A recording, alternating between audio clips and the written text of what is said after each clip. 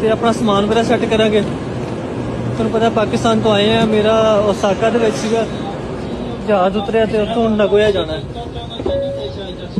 ਅੰਦਰ ਤਾਂ ਮਾਹੌਲ ਹੈ ਜੀ, ਇੱਥੇ ਨਾ ਖਾਮੋਸ਼ੀ ਇਖਤਿਆਰ ਕਰਨੀ ਪੈਂਦੀ ਹੈ, ਖਾਮੋਸ਼ ਰਹਿਣਾ ਪੈਂਦਾ ਤੇ ਮੈਂ ਤੁਹਾਨੂੰ ਦਿਖਾਵਾਂਗਾ ਅੱਗੇ ਅੱਗੇ। ਇਹ ਬੁਲਟ ਟ੍ਰੇਨ ਹੈਗੀ ਅੰਦਰ, ਬੁਲਟ ਟ੍ਰੇਨ ਦੇ ਅੰਦਰ ਦੀਆਂ ਸੀਟਾਂ ਹੈਗੀਆਂ ਸਾਰੀਆਂ ਤੇ ਇਹਦੇ ਵਿੱਚ ਸਹੂਲਤ ਮੌਜੂਦ ਹੈ। ਜਾਂ ਦੇਖੋ ਤੁਸੀਂ ਲੈਪਟਾਪ ਵਗੈਰਾ ਇਸਤੇਮਾਲ ਕਰਨਾ ਚਾਹੁੰਦੇ ਹੋ ਜਾਂ ਖਾਣਾ ਛਾਣਾ ਕਰਨਾ ਚਾਹੁੰਦੇ ਹੋ ਤੇ ਇਹ ਟੇਬਲ ਹੀ ਹੈਗਾ। ਤੇ ਬਾਕੀ ਤੁਹਾਨੂੰ ਅੰਦਰ ਦਿਖਾਉਂਦੇ ਆ। ਇਸ ਤਰਫ ਸਾਰੇ ਬਾਥਰੂਮ ਵਗੈਰਾ ਹੋਣਗੇ ਤੇ ਤੁਹਾਨੂੰ ਦਿਖਾਉਂਦਾ ਆਟੋਮੈਟਿਕ ਡੋਰ ਇਹ ਖੁੱਲ ਗਿਆ, ਅੰਦਰ ਐਂਟਰ ਹੋਏ ਆ। ਤੇ ਇਸ ਤਰਫ ਵੀ ਦਰਵਾਜ਼ਾ ਹੈ। ਅਗਰ ਇਹ ਡਸਟਬਿਨ ਵੀ ਹੈਗੀ ਹੈ ਅੰਦਰ ਤੇ ਕੋਈ ਥੋੜਾ ਕਚਰਾ ਵਗੈਰਾ ਹੈਗਾ ਤੇ ਇਹਦੇ ਵਿੱਚ ਸੁੱਟੋ। ਤੇ ਅਗਰ ਤੁਹਾਡੇ ਕੋਲ ਬੋਤਲਾਂ ਵਗੈਰਾ ਹੈਗੀਆਂ ਨੇ ਤੇ ਇਹ ਬੋਤਲਾਂ ਵਗੈਰਾ ਸੁੱਟਣ ਵਾਸਤੇ ਇਹ ਜਿਹੜੀ ਡਸਟਬਿਨ ਦਾ ਇਸਤੇਮਾਲ ਕਰਨਾ ਹੈ ਤੁਸੀਂ।